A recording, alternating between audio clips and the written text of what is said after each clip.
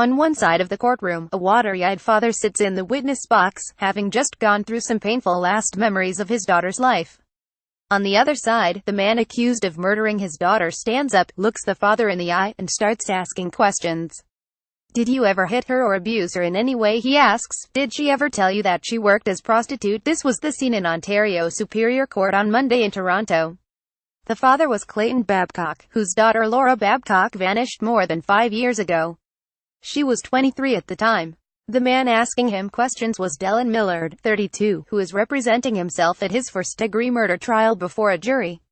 His co-accused, Mark Smith, 30, has a lawyer. Babcock handled the bizarre scenario with poise, calmly and coherently answering Millard's questions as if they were coming from a defense lawyer.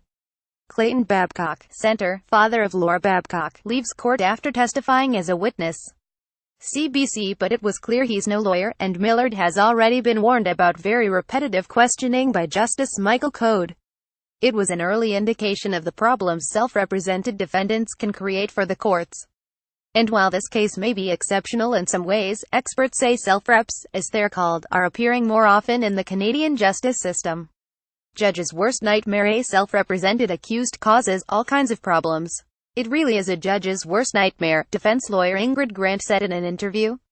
Grant has also worked as a court-appointed amicus on several occasions, including the trial of Chiha Besigye, who was convicted of plotting to derail a via passenger train.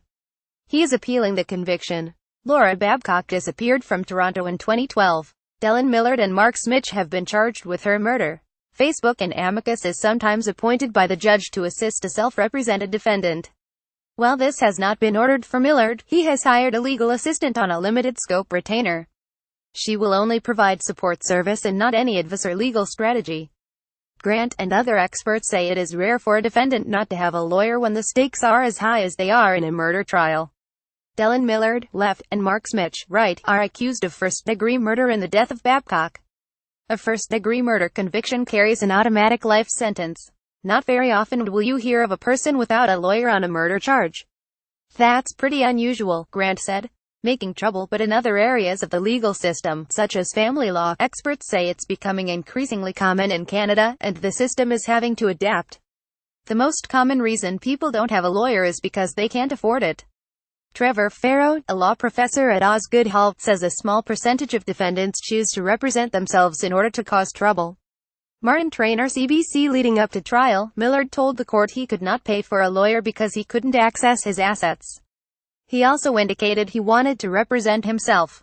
Trevor Farrow, a law professor at York University's Osgoode Hall who has researched self-representation, said that even when legal aid is available, some defendants still choose to represent themselves. "We see some people who just choose not to, and in a Home Depot world where we all do our own tiling and bathrooms, people are starting to think we can do our own legal work," Farrow said. There have also been cases of people with mental health problems denying themselves legal counsel. As well, Farrow said, a small percentage of defendants choose to represent themselves in order to cause trouble. Longer, cumbersome trials. It makes the case more cumbersome, Farrow said. It does often take longer. Farrow said trials with self-represented defendants become a lot more complicated, especially for judges. The judge is a role in our society designed simply to be an arbiter between two equal parties. And that's just not the case when you have one self-represented litigant, he said. Judges must do their best to assist self-represented defendants in order to ensure a fair trial, Farrow said, but there can't be two sets of rules for lawyers and the self-represented. Walking that line is crucial, said Grant, as a failure to do so can open up a court's decision to appeal. She said appeal courts may scrutinize the conviction of a self-represented defendant more, checking to see if proper legal issues and objections were raised during a trial.